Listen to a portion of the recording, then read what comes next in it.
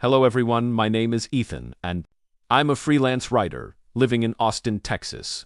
My family's story isn't a fairy tale. It's a tragedy about two brothers who looked the same but lived completely, and theft of government property.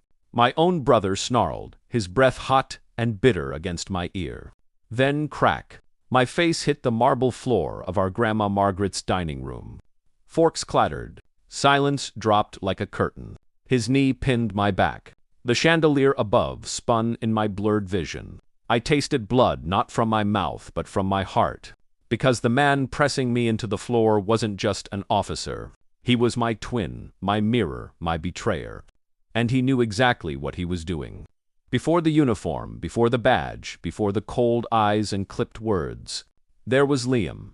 We were inseparable. Same birthday, same laugh, same childhood scars from climbing the pear tree in Nana's backyard. He taught me how to fight. I taught him how to draw. Every Thanksgiving, he saved me the drumstick without asking. Every exam season, I brewed his coffee before sunrise. He used to call me his shadow. I wore it like a badge of honor. I was never jealous, even when he enlisted and I didn't. Even when he got medals and I got silence, I still clapped the loudest. When Liam deployed, I stayed behind to care for Nana. She was slipping slowly at first, then all at once. Dementia crept into her bones, like winter frost, and I watched her forget his name before she forgot mine. I sold my bike to buy her meds. Quit my job when she started wandering into traffic. No one saw, no one asked. Liam sent postcards. I sent silence back, but not out of anger. I didn't want to burden him. I kept every secret for him, including the night he called me. Crying drunk, swearing he'd done something. Unforgivable on base. I erased the voicemail, cleaned up his mess. When he returned home in full uniform, crisp and golden, I stood at the back of the crowd, applauding. Never invited on stage, never thanked, but still proud. Always proud it started small. He stopped replying to my messages. Brushed past me at family gatherings, laughed a little too.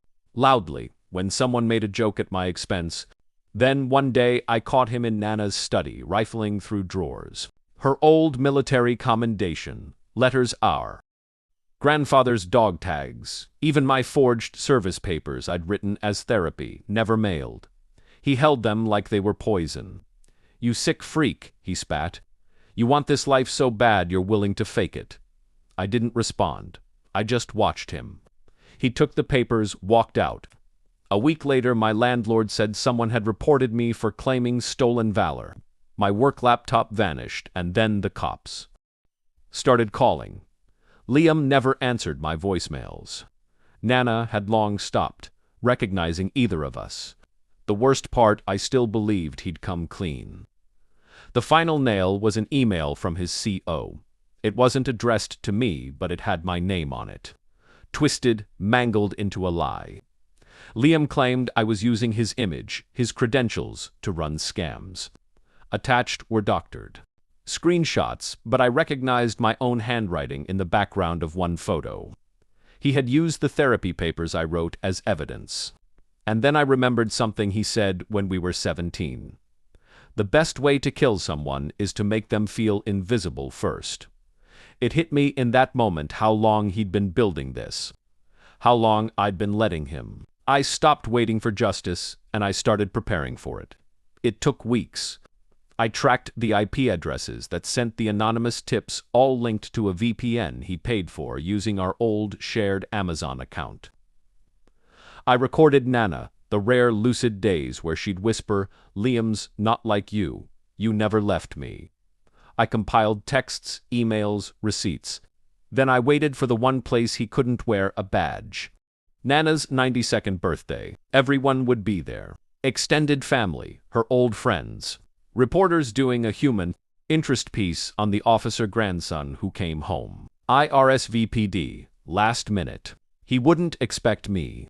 He gave a speech, glossy, polished, full of patriotic cliches. I let the silence swell when he stepped down, glass raised. Then I stood.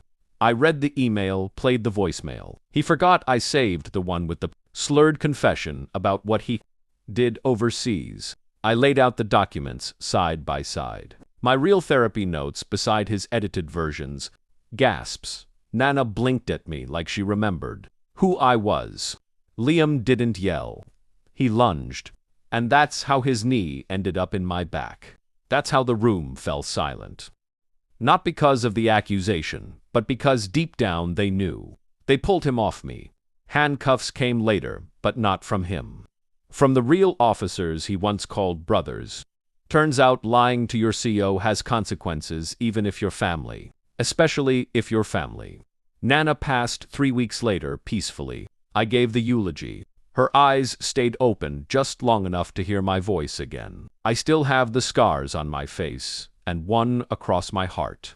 But I also have peace. Not because I won, but because I stopped letting someone else define what honor means to me.